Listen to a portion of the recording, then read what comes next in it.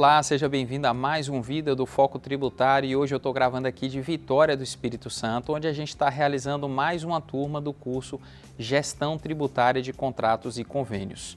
E eu quero falar nesse vídeo especificamente sobre a dispensa de retenção de INSS nas obras de construção civil para órgãos públicos.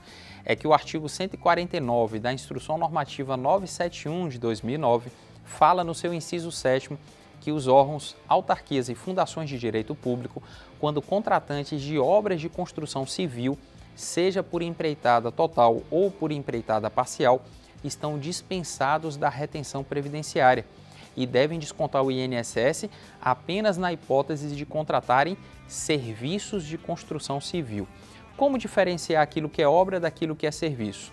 É necessário consultar o anexo 7º da mesma IN 971, que lista todas as atividades de construção civil pelo Código CNAE. E lá a gente encontra, entre parênteses, ao final de cada descrição, aquilo que a Receita indica ser obra e aquilo que indica ser serviço de construção civil. Você que é órgão público e que fica receoso de deixar de fazer a retenção quando paga a uma construtora, especialmente porque nas obras de construção civil, normalmente as medições são de valores mais expressivos.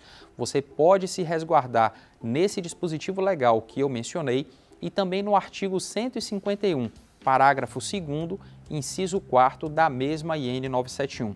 É que ele fala textualmente que para os órgãos públicos que não fazem a retenção, também não se aplica a responsabilidade solidária.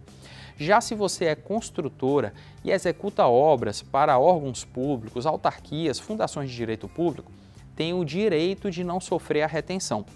Isso pode não ter muita relevância, porque não significa que você está isento de recolher o INSS sobre aquela obra, mas isso é especialmente importante para aquelas construtoras que já possuem créditos de INSS a compensar de outras operações e que querem aproveitar esse crédito de uma forma melhor, mais fácil.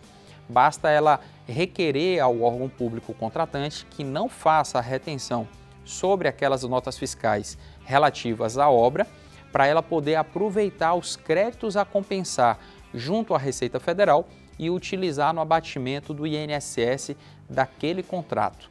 Eu espero que essa dica tenha sido válida para você e se você gostou, não deixe de comentar, não deixe também de assinar a nossa lista lá no site Foco Tributário para receber outros conteúdos relevantes como esse. Conto com a sua participação e a sua audiência. Muito obrigado mais uma vez.